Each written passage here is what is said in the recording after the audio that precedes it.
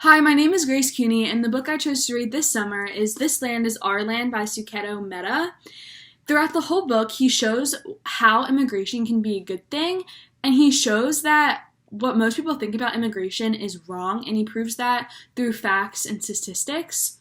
He also shows throughout the whole book how racist not just America can be, but how racist the whole world can be.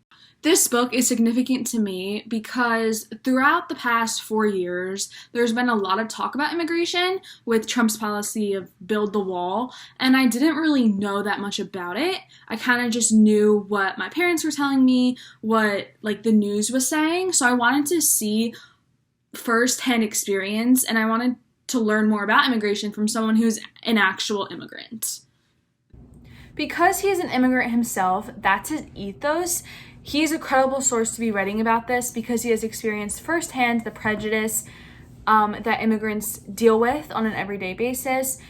Not only is he himself a credible source, but he also uses many other credible sources that use numbers, statistics, facts to prove his point of why immigration is a good thing and not a bad thing, and that is logos. And he uses logos throughout the whole book to prove that point. He also, to finish up the rhetorical triangle, he also uses pathos. A lot of his pathos is from stories, not stories that are his, but stories that he has been told.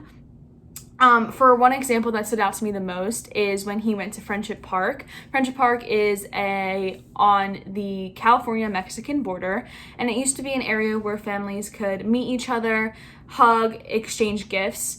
But now, as years progress, it's now a park that has 10 feet tall barbed wire fences, and families can barely talk to each other, barely touch and hug.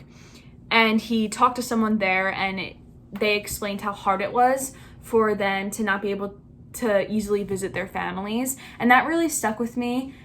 And broke my heart, and that was his point. He wanted that to resonate with readers, to show the policies that are happening, not just in America, there are worse policies throughout the whole world, that these policies are dehumanizing and inhumane and heartbreaking, and he wanted readers to feel the pain that the immigrants felt, and he invoked that emotion really well through that story and through many other uses of pathos throughout the whole book.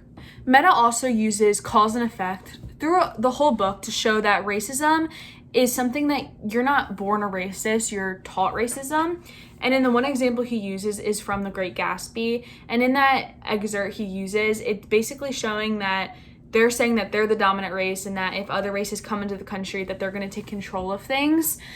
And that's kind of how it is now. A lot of people have that mindset that if immigrants come into the country, they're going to take away the American race, and there's not going to be an American race, and there's not going to be an American culture. But America is made up of immigrants. If immigrants didn't come to the United States, then America wouldn't be what it is today.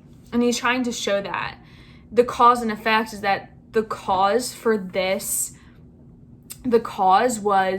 is that racism is taught and has been taught, and the ideas of racism have not gone away for centuries, and it keeps on being taught after generation after generation. And the effect is this hatred towards immigration and the policies and the dehumanization that immigrants experience from just trying to make a better life for themselves.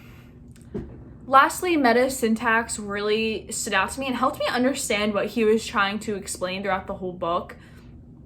The way he worded it wasn't confusing, it wasn't hard to read, it was actually really easy to read, and people of all ages would be able to understand what he was trying to explain. And I think that's a really good way of putting a book together, because you don't want it to make it confusing and boring, and he didn't do that. He put each sentence together really nicely and used a play on words for a lot of different parts in the book to help people kind of sit back and think about what he just said.